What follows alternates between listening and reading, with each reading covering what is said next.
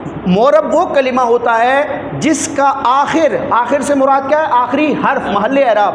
مورب وہ کلمہ ہوتا ہے جس کا آخر عامل کے بدلنے سے بدل جائے۔ عامل اگر رفع دینا چاہتا ہے تو رفع آ جائے، عامل نصب دینا چاہتا ہے تو نصب آ جائے، عامل جر دینا چاہے تو جر آ جائے۔ اسے کیا کہیں گے؟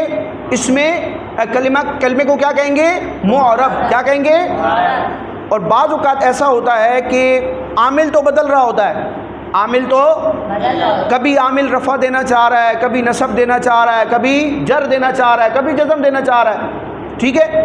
عامل تو بدل رہا ہے، اس کے عمل کا تقاضا بھی بدل رہا ہے، لیکن آگے جو کلمہ آ رہا ہے نا جس کو معمول بنا رہے ہیں، وہ معمول ایسا ہے جو لفظی طور پر عامل کے عمل کو قبول نہیں کر رہا۔ حکمی اعتبار سے، محلی اعتبار سے، معنوی اعتبار سے اس میں تبدیلی اگرچہ ہم تصور کریں گے کہ یہاں پر فرض کر لیا پیش ہے، فرض کر لیا یہاں پر نصب ہے، فرض کر لیا یہاں پر جر ہے، لیکن لفظوں میں ہمیں زیر زبر پیش تبدیل ہوتا ہوا نظر نہیں آئے گا۔ کلام عرب میں کئی ایسے کلمات ہوتے ہیں کہ جب وہ معمول بنتے ہیں ان پر عامل عمل کرنا چاہتا ہے، معنوی اعتبار سے، حکمی اعتبار سے، محلی اعتبار سے تو وہ عمل کر دیتا ہے، لیکن لفظوں میں ہمیں وہ عمل نظر نہیں آتا۔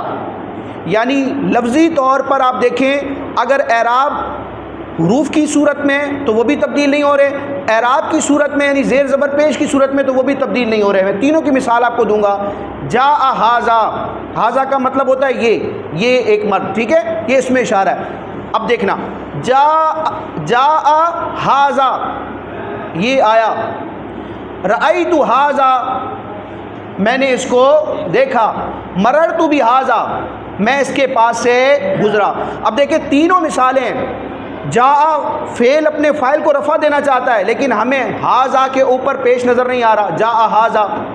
رأیت ھذا، رأیت فعل اپنے مفعول بہ کو نصب دینا چاہتا ہے لیکن ھذا کے اوپر ہمیں زبر نظر نہیں آ رہا، جیسا پہلے تھا ھذا اب بھی کیا ہے؟ ویسا ہی ہے، جاء ھذا، مررت، رأیت ھذا۔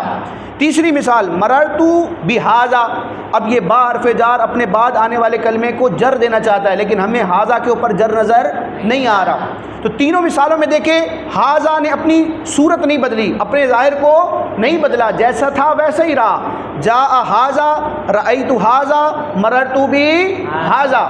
تو تینوں مثالوں میں ھذا وہ کلمہ ہے جس نے عامل کے بدلنے سے اپنے آخر کو نہیں بدلا، اور وہ کلمہ جس کا آخر عامل کے بدلنے سے لفظی طور پر، ظاہری طور پر نہ بدلے، اس کلمے کو کلام عرب میں کیا کہتے ہیں؟ مبنی۔ کیا کہتے ہیں؟ مبنی۔